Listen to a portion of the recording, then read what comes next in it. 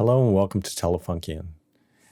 This is part 3 of a multi-part series on the Roland TR-808 drum machine.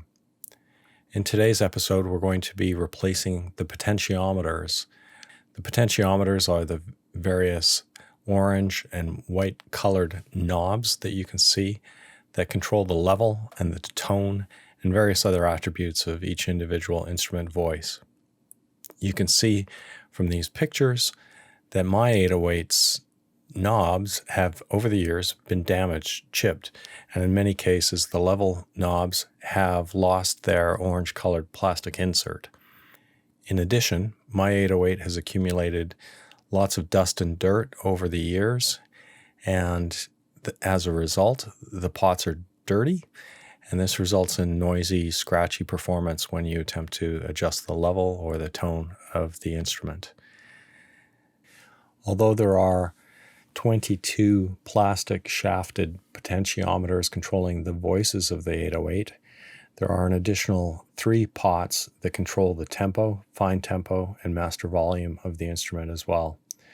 We won't be touching these pots. Only the master volume potentiometer has any impact on the sound and the performance of the instrument. So this is a very long video. I've done my best to edit it, and in many places it's been sped up. But I did want to impress upon those of you who might be attempting something like this yourselves that there's quite a lot of work involved here. I'll show you what's involved in removing the potentiometers from the 808 circuit board. In addition to removing the pots and replacing several of them with new potentiometers, we're also having to rebuild some of the potentiometers in cases where new versions were unavailable. Particularly, the pots that control the tuning for the low, mid, and high toms were unavailable from the vendor that I was using, and as such, what I've done is I've rebuilt these pots by taking them apart and using undamaged shafts from some of the other potentiometers that I discarded. After having cleaned up my Denon Instruments SC7000Z desoldering tool made in Japan, I'm now about to attempt to desolder these potentiometers.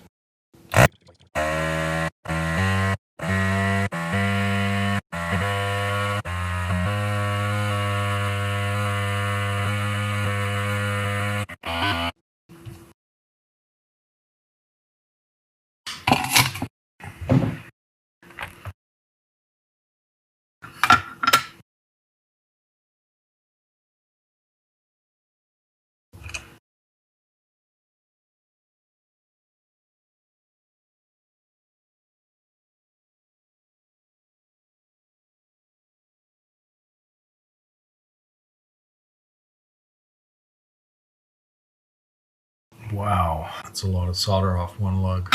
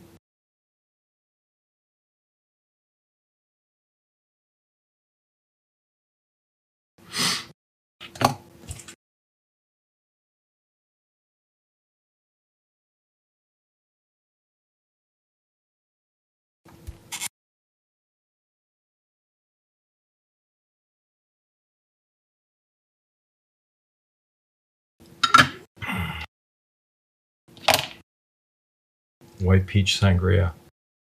Cheers.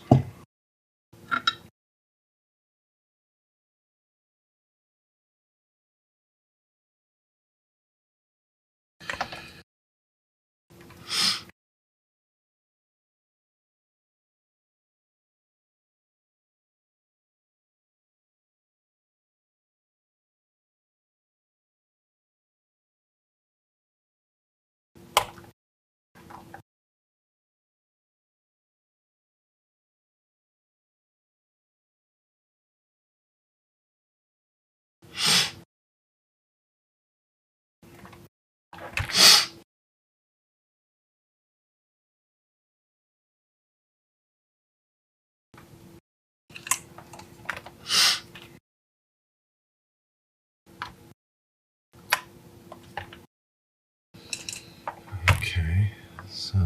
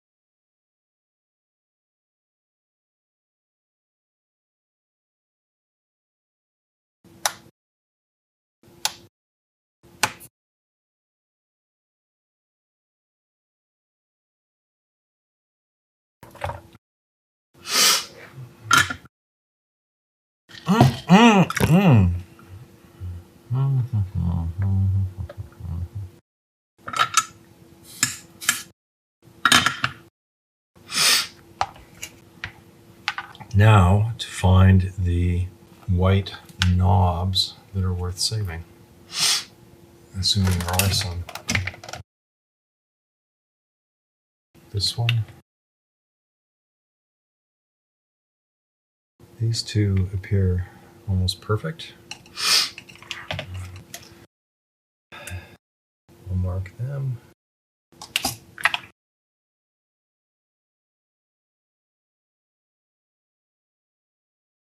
Not that. But that. This. Cheers again.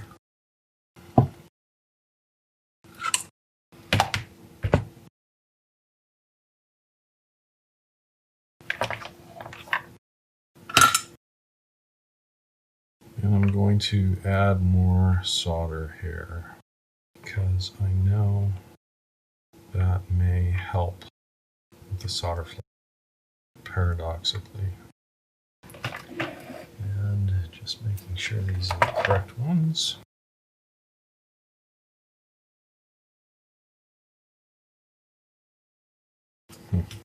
Okay, now let's see how this works.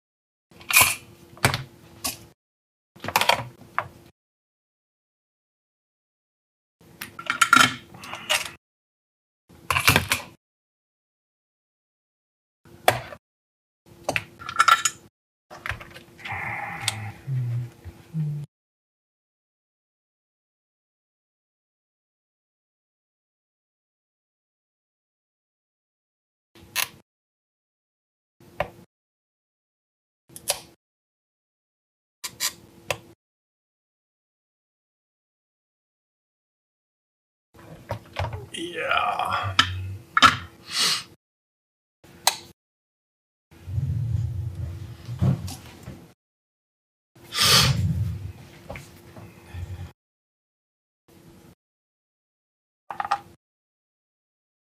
Okay, so this guy has a damaged shaft on the potentiometer, and it is a 500 ohm B taper potentiometer. So what we're going to do is attempt to disassemble this, replace the shaft with a good shaft, and reconstitute one good potentiometer. So let's see how that works out for us.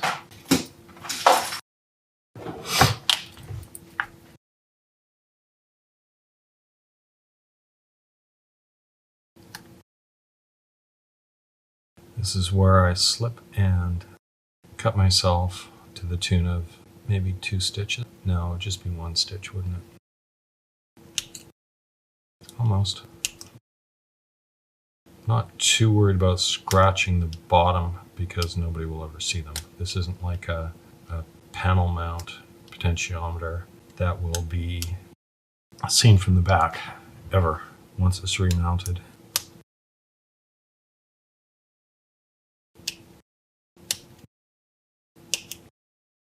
I think I need another sip. It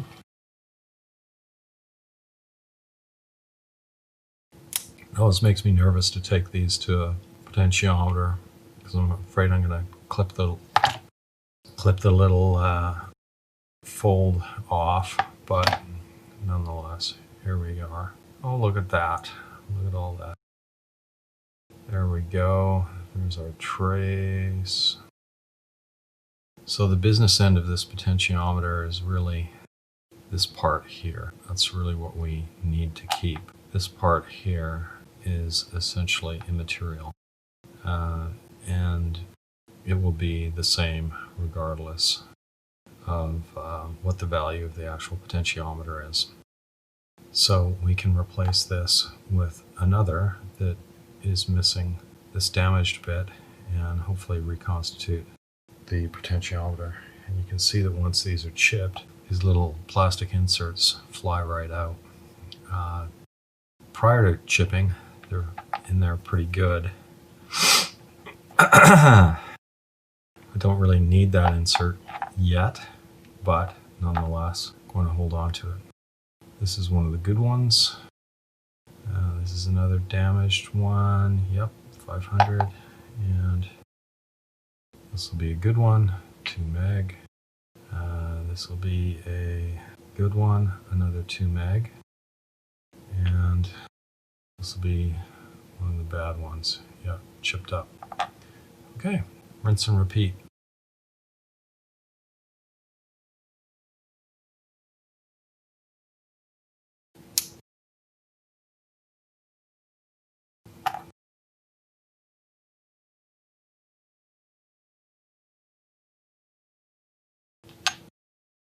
Oops.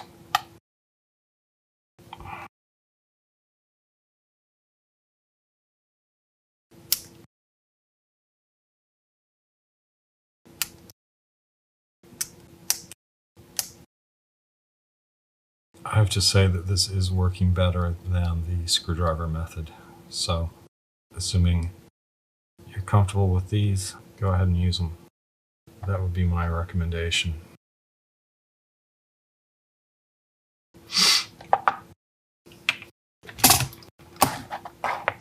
So, these should be 500 ohms,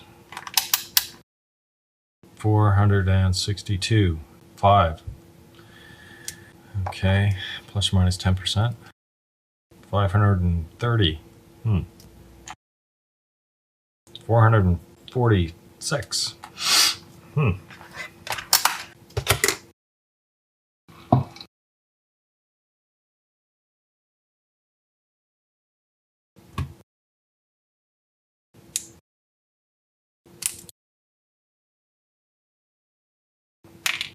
So this fella is 2 megs with a B taper, and we're going to replace the shaft and put it onto one of these beauties.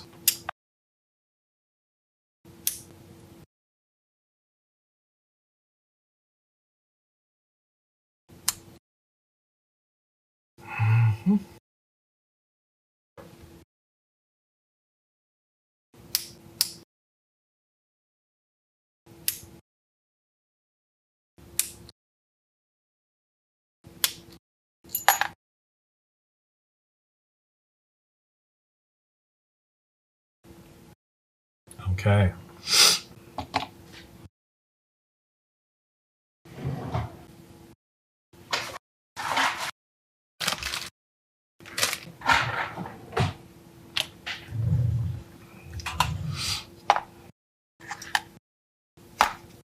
Deoxit, 5.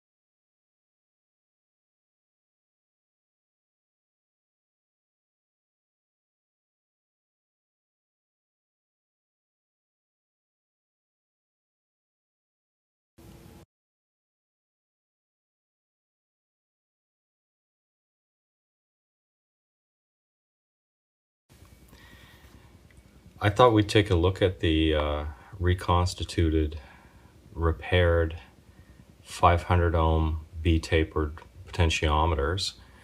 There are three of them sitting right here, and this is a brand new potentiometer which I've purchased from a company called Syntor at significant expense, I might add. These potentiometers cost roughly, say, $300 US for a set of potentiometers. That did not include these three. So a set of replacement potentiometers for the 808 from Syntor is about $300 US or more. So let's compare these new potentiometers to the old potentiometers. They look very similar. Really a pretty amazing replacement, although there are some slight differences that you might want to be aware of. Amongst these, the Syntors are ever so slightly taller. So if I measure these using these calipers, it's approximately, let's see, these are approximately 22 millimeters from the base to the tip of the potentiometer. And these guys are well, 22.6. So a little less than a millimeter difference. In height, another thing that you may notice if you purchase brand new potentiometers is that your old pots, these ones of course have been taken apart and cleaned, so they move very relatively quickly. However, the new potentiometers have grease inside them, lubricating them, and as such they move relatively slowly. So if you're the kind of person who, when using your 808, likes to be able to flip the pots to turn an instrument up or conversely down, you won't be able to do that with new potentiometers. What you can do with the new pots is take them apart, just as we had taken these guys apart, and remove all that grease. So clean the new pots, take out that grease, and then you can use these for quick edits, just as you could the older potentiometers. I'll try and find an older one.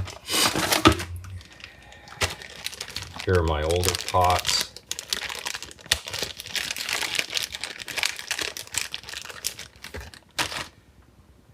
And so in particular, you can see I can just flip these from one side to another the entire length of travel with essentially no resistance. And that's because they're not packed with this kind of thick grease that the new potentiometers come with. Something else of note, the color of the insert is ever so slightly brighter in the brand new ones, which isn't terribly surprising. If you wanted to, you could maybe try and pry these out and bleach them with hydrogen peroxide, but I'm not sure I'd recommend that because, of course, these are very fragile. The plastic is brittle, and this is the area where these potentiometers, the shafts will chip and break, and that's why we're replacing these in the first place, because we get these types of things where the shaft breaks in this area and then the insert falls out. The insert not only is slightly different in color, but it is also slightly thinner. It's a slightly different material, so it's slightly concave, but nonetheless it appears to be a significant improvement over other replacement potentiometers that I've seen for the 808 that simply have a sticker insert, which doesn't look quite as authentic as these ones do from Centaur. So kudos to Centaur. Thank you for continuing to support these older instruments and make parts available for them. I don't want this to come off as being a criticism of Centaur and their product, but rather just pointing out some very subtle differences in the actual product. So after we have cleaned and reconstitute these potentiometers, let's just make sure that we have what we think we have and measure them.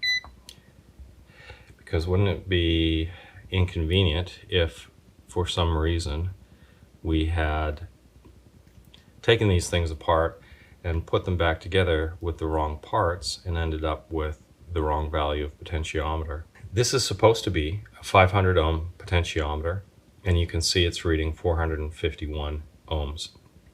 That's fine.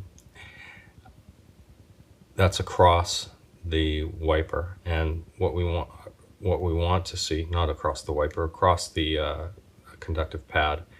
So that's the range of the potentiometer, and here you can see it's reading essentially 0 at the bottom end of the range. What I'm going to be doing here is turning this up very slowly, making sure that it's very nice and steady through its entire range of travel, and that there's no significant jump in resistance.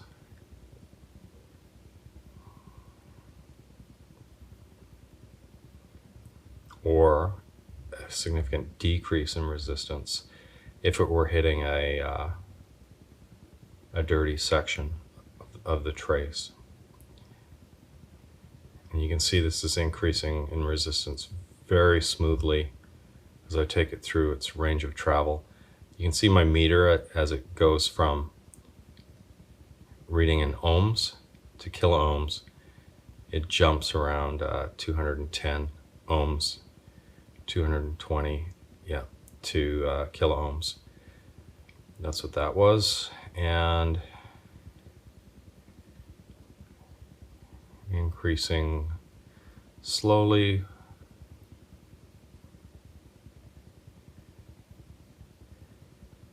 And so this pot is just fine.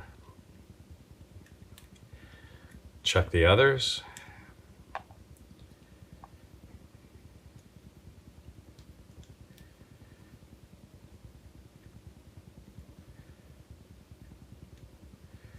Again, almost zero at the bottom end of the range.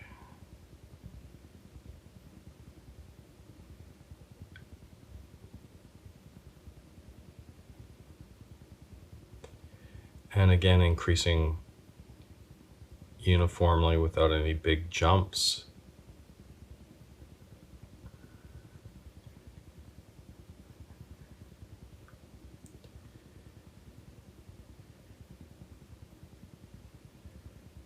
And that's just great. And finally, this guy.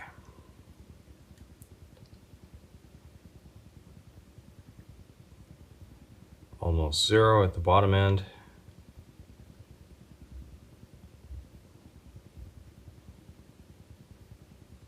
And increasing very uniformly through the entire range of travel.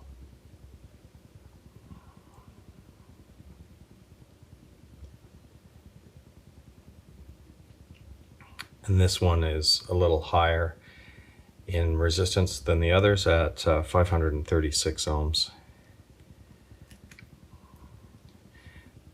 That kind of variation is quite typical. So I thought I would give you a little closer look at what we had actually been doing when rebuilding these potentiometers. And this is the business end of the potentiometer. This is the conductive trace that the wiper, travels across. And what we're doing when we're using the potentiometer is measuring the resistance from this, which connects to the wiper, and the wiper which travels across this conductive trace. If we measure from here to here, this is the range of the potentiometer. And then as we're measuring across the wiper and either end of this trace, we're measuring the resistance from the position that this, which is the wiper arm, there's actually two of them on these potentiometers. I don't know if you can see that.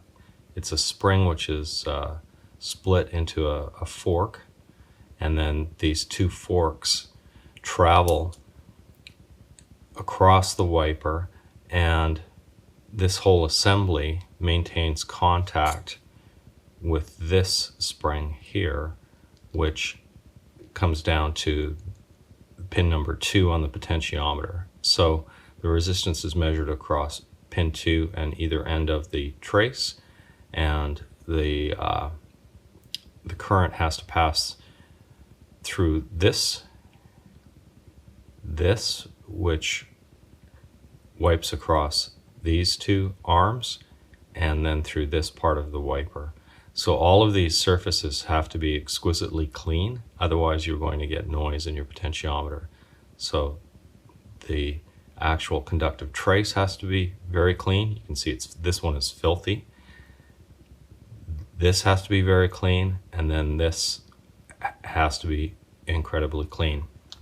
So that's what you want to pay attention to if you're actually disassembling your potentiometer and cleaning it, to remove any scratches, any noise when you're actually operating the potentiometer.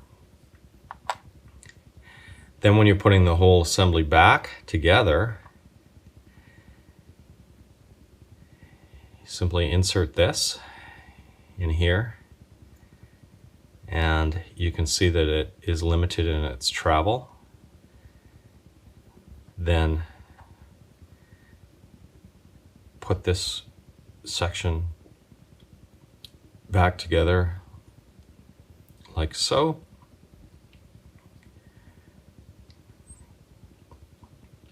Then put the back on, the metal frame which holds it in the circuit board, and then put the whole thing together by folding over these tabs, these 4 tabs, in a sort of a crosswise pattern, and then starting with this one, then that one, then that one, then that one, this one, then that one, then that one, then that one, in sort of a XX type pattern. Fold those over, and then the whole thing will be clamped together, and you're ready to go, away to the races. So that's what's involved in taking apart a potentiometer. Pretty much any potentiometer is very similar in terms of its construction and the operating principles. But these are the potentiometers from a Roland TR-808 drum machine. And as they're increasingly rare, you want to take care of them and do what you can to make sure they're working properly. We're ready to begin replacing the potentiometers, and we'll be using these pots from Syntor. Syntor sells potentiometers for the TR-808, and this particular kit here includes all of the level potentiometers, i.e. those that have the orange colored insert in the knob, as you can see here. Now, these are mostly 100K pots with an A taper, although there is a 10K pot with a B taper and a 5K with an A taper for the accent and cowbell levels respectively. The cowbell is only 5K as opposed to the 100K. To facilitate the correct placement of these potentiometers, I've prepared this map, which will be available for download, and I'll be using it to make sure that I'm putting these pots in the right positions. We're going to be using a mixture of the Syntor pots and the 3 500K, or rather 500 ohm pots that I have saved from the 808. And if you recall, these were unavailable at the time I placed my order with Syntor. I don't know when they'll be getting 500 ohm potentiometers in. Hopefully by the time you see this video, if you need some, they'll have them in stock, but I'm not positive when that might be. Okay, so we'll begin the placement of the pots and proceed accordingly.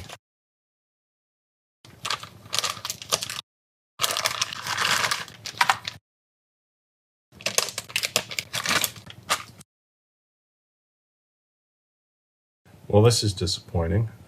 So here you can see one of these orange tipped potentiometer knobs has its label inserted using a sharp device which appears to have been a ballpoint pen. And so we see not only is the label damaged, but it now has blue ink on it. So there's another one, 2, 3. Too bad. Very disappointing.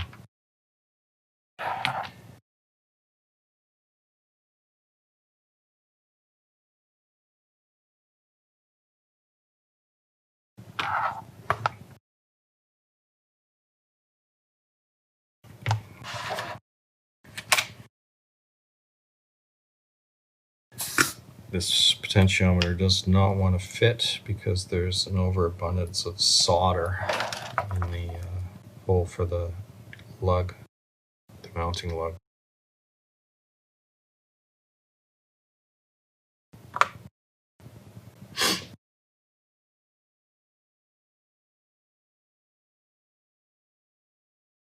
I'm trying to address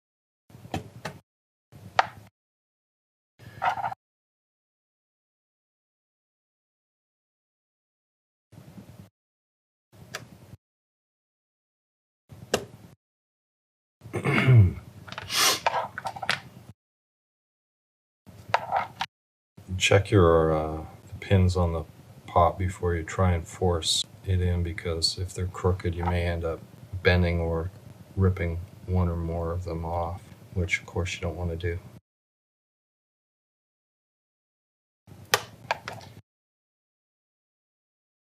Speak of the devil. Yep. See? That's the sort of thing that could be avoided with the application of a little more talent.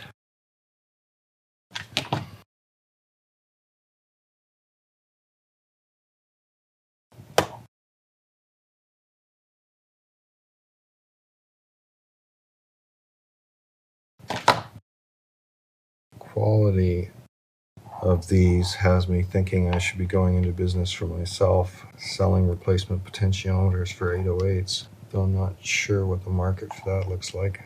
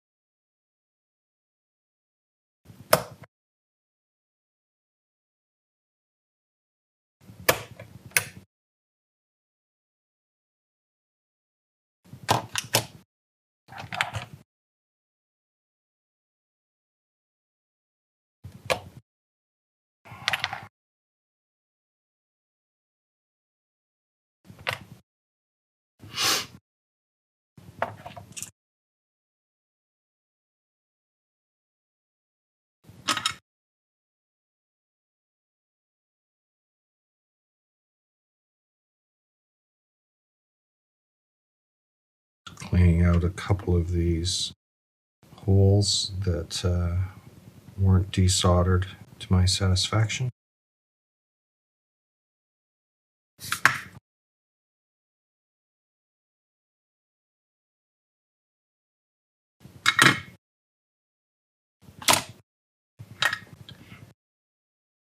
This mundane stuff really does matter when you're trying to replace the components, so it needs to be done properly. So sometimes when you're having a hard time getting solder out of a hole like this, one of the approaches that will work is to actually add more fresh solder so you get a good thermal transfer, and then you can have it flow and suck it out like so.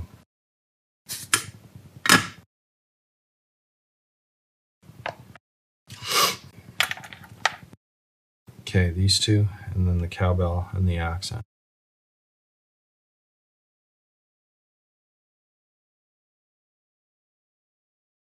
And why are we missing one? Because it's hiding.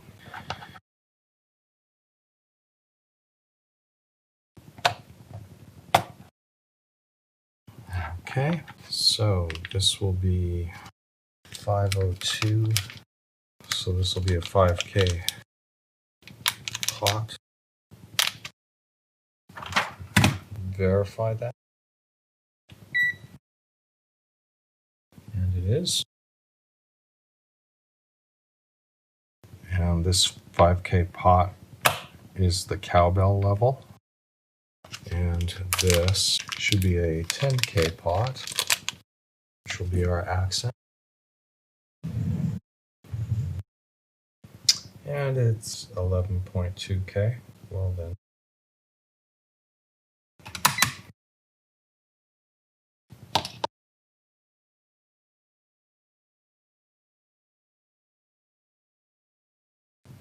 There we go. So that's them placed. I'll place all of the others and then make sure that they all fit through the front panel and they're all at the same height before soldering anything in. So our 500s, these are the ones that we rebuilt and using knobs that had not been damaged. And they go in these three positions right here.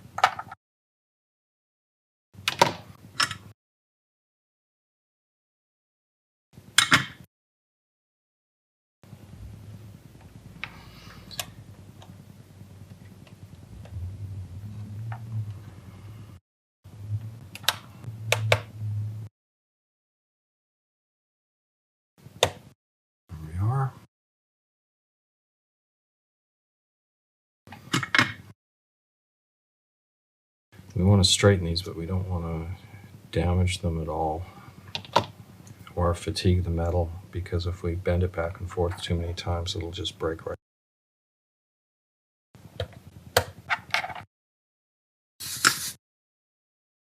I'm just melting blobs of solder to make sure that these go into the holes properly.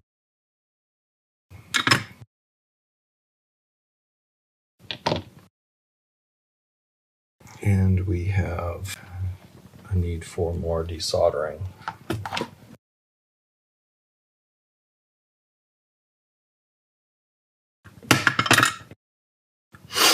I can tell already I won't be able to get good heat transfer here, so unless I fill it with solder first. There we go.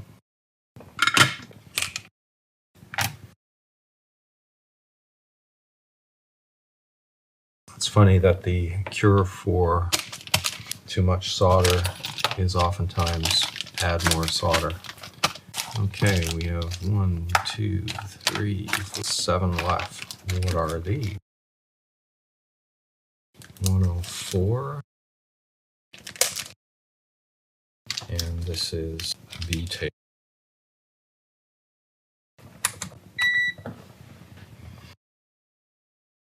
And it reads 95, which would be our VR8. Sorry for all the shaking. Let's see if we can get this. No, I think we need to desolder that.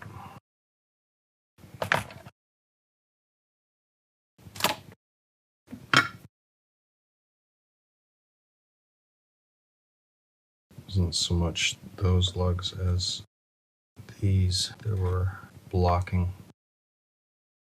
And I can tell this one will be a problem too. There we go.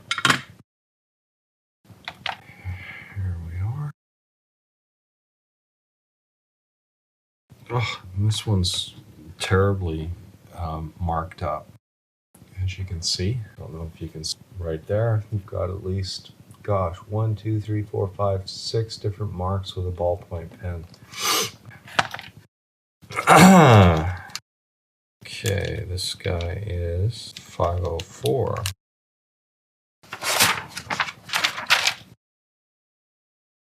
Should be our 500K. 510.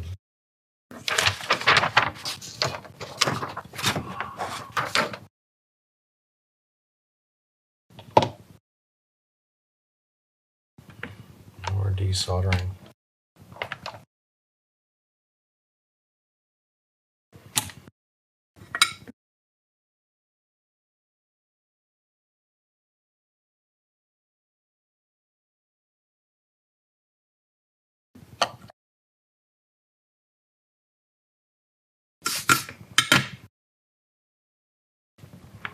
There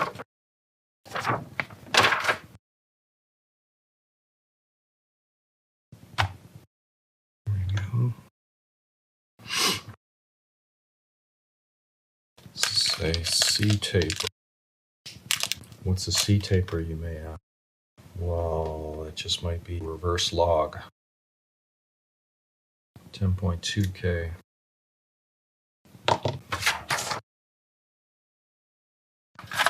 This goes on our bass drum here. Just move that a little to the side. There we go. 203. So this will be a 20K. And it's a B. Yep.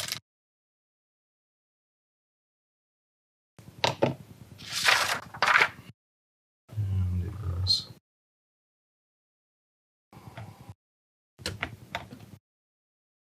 More pen marks on this one.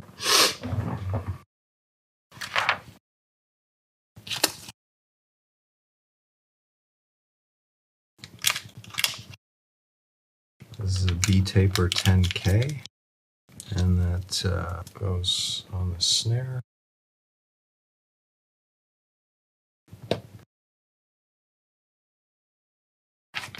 And these two will be our 2 meg B-taper. Remaining 2 positions. Well, that's interesting. This one is certainly not a 2 meg B-taper. That's hilarious. They both came out of the same bag, and one is, they're different. So this one is a 2 meg. 2.2 meg B-taper. And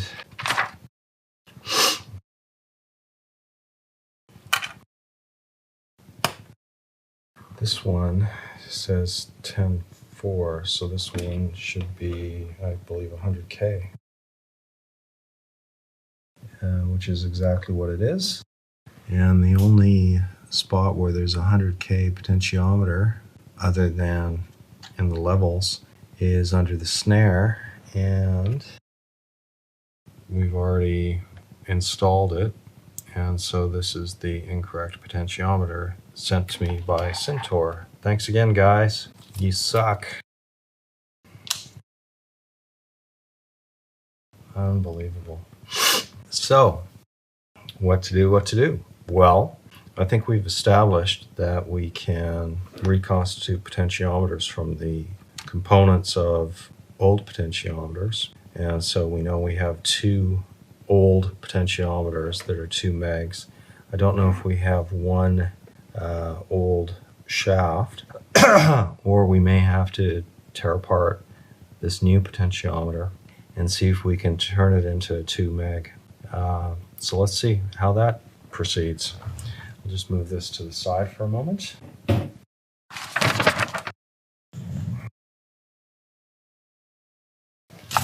So these are our old bits and bobs, the old pots. And the unobtainable part will be a shaft that has no damage and a white core or a white label. That's a pretty respectable orange pot. Worth a lot. I think this one might be okay-ish. It's a 500K. Pretty good shaft, even if the white bit is coming out. That one's chewed up. I have no idea how these get so incredibly chewed up. It just seems through lots and lots of use. It's my story, and I'm sticking to it. This is another decent shaft on a 100K. That's a 100K that is completely gone.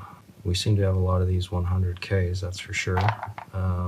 That's a 20K, that's a 10K, it's a 10K, 100K, 5K, 100K. Why is it that we have no 2 meg? It's probably because they're in here. 2 meg, 2 meg, other jackpot. So, this shaft is gonzo, that shaft is gonzo. It's a good 2 megger. we'll use these bits. And then 2 of these will be 2 meg. Slightly damaged shaft as opposed to these, which are pretty perfect. Okay. Yeesh. Alrighty. Put all these back. Pieces in this bag, and intact pots in another bag.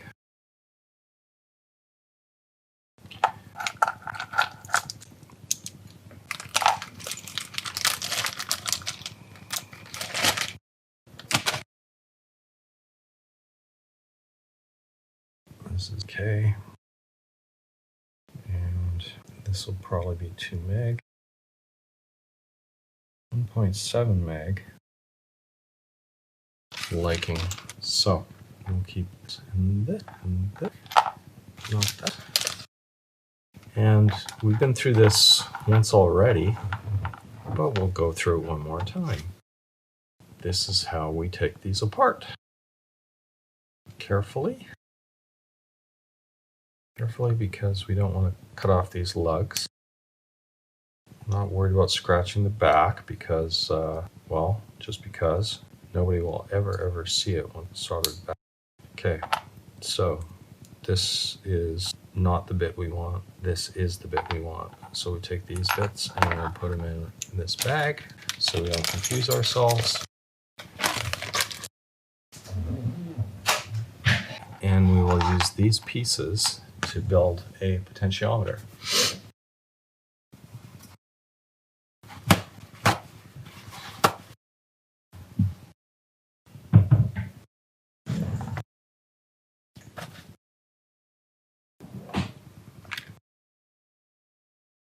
Oops. First, I'm just going to give these a wash with isopropanol. This is 70%. So it does have some water in it, but we'll clean these and dry them. This is my toothbrush. I used it. No, I did.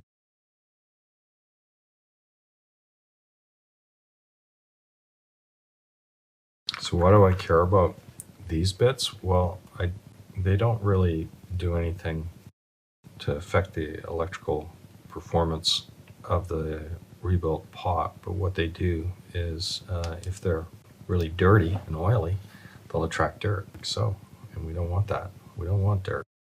We want a clean potentiometer that we're going for.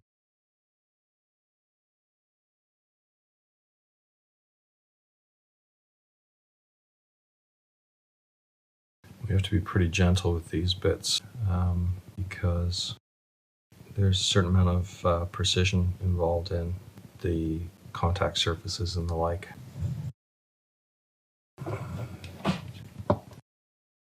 So, electrical contact cleaner. It's coming up nice and shiny. See all this stuff coming off. So the moral of the story is when you're working on old vintage analog gear, never throw away anything because you never know which parts are going to come in handy later. Deoxit 5 by Kaig, and I'm going to be quite liberal with this. I know this is going to scare some people.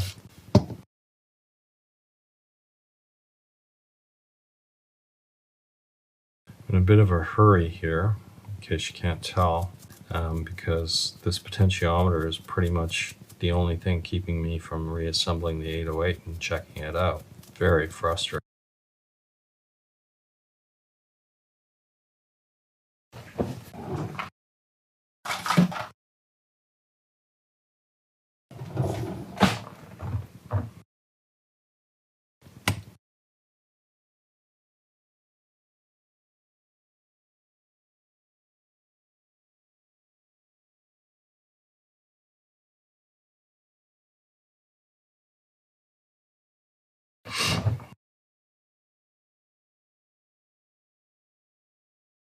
So one of the things you need to look out for are little stray hairs or whatnot from your Q-tips, swabs, Kleenex, whatever the heck it is you're using to clean things, because you definitely do not want those on the inside of a potentiometer.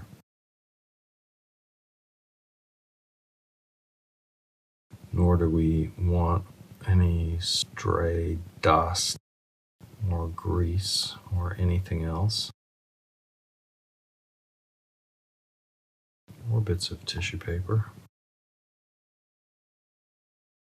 So there's two surfaces here that matter.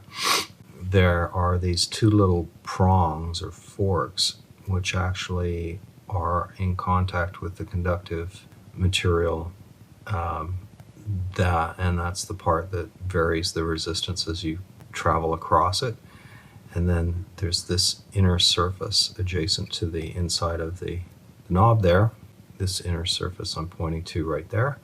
And this rubs against these two little wipers, and this is the center wiper portion, which has to conduct across to these two. These two should be at the same level. So, and they're not. There we go. Okay, so the whole thing goes together like this. And then like this. That's the little hair on there, fiber.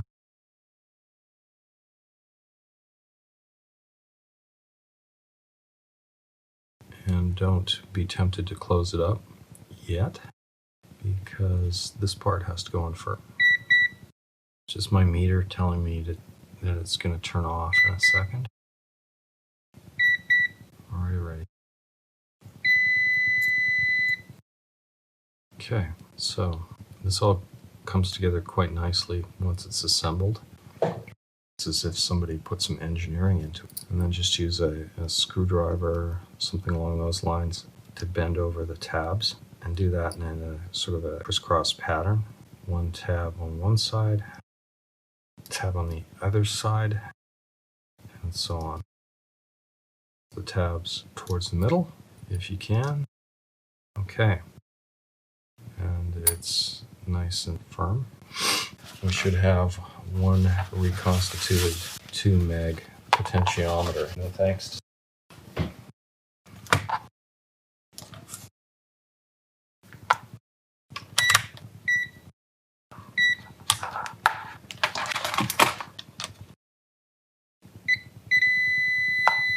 So it's reading essentially nothing, i.e. Very low resistance continuity, and that could be because either the alligator clips are touching, which I don't believe is the case, or it could just be that it's a very low resistance. So it's about 1 ohm, and as we turn it, what we're hoping to see is that it turns and increases resistance fairly steadily. And we had a jump there from 1 ohm, 3 ohms, 6K, 15K. Is that 2 meg? No, good. 200K. 1.9 meg. Okay. So, one potentiometer. And a whole bunch of mess.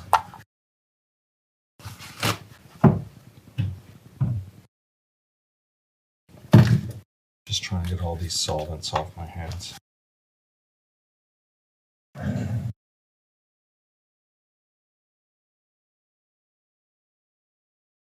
Boy, those don't match very well, do they?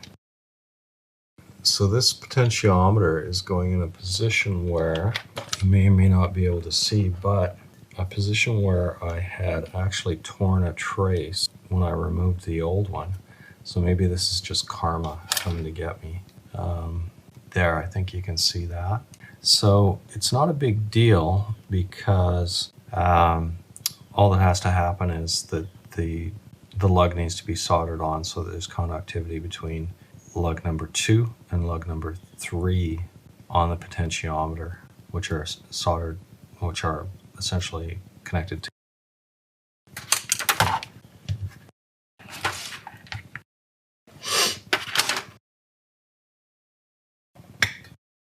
So what's next?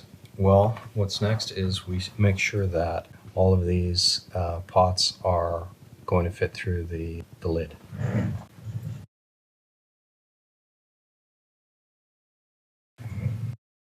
Here it is in all of its glory with the input-output board on the back. So we'll just hold it up.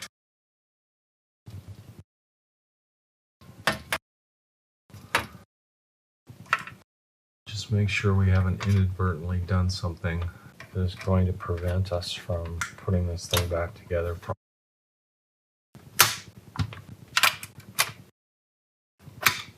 And no, we have not. Just fine, honestly.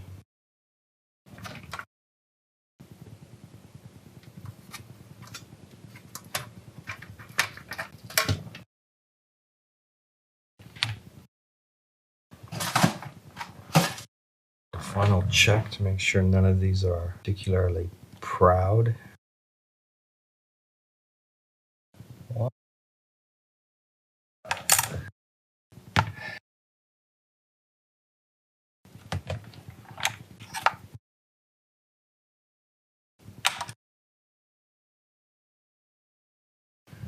Okay, so I think we're all ready to solder these in.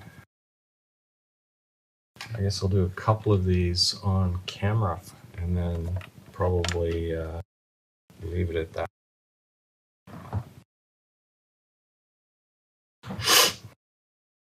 So we'll pick this potentiometer, the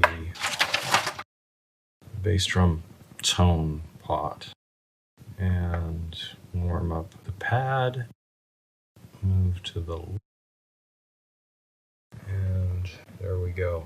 Now keep in mind, as I mentioned, this is a double-sided board, so in some cases there may be vias here, and we want to make sure that we're getting enough solder in there so that we get conductivity through the via. So we don't be shy about the solder.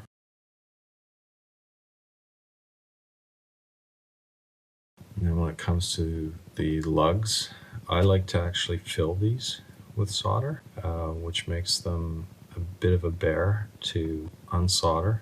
But on the other hand, it also means that you have a seal, and when you go to clean the board, you don't have solution coming through the other side and contaminating the board and attracting dirt and dust. So just what I prefer to do, but it does make it much more difficult to desolder. Always cleaning your tip after that much soldering, and away we go. And we seem to have an issue here with VR15. We'll come back to that.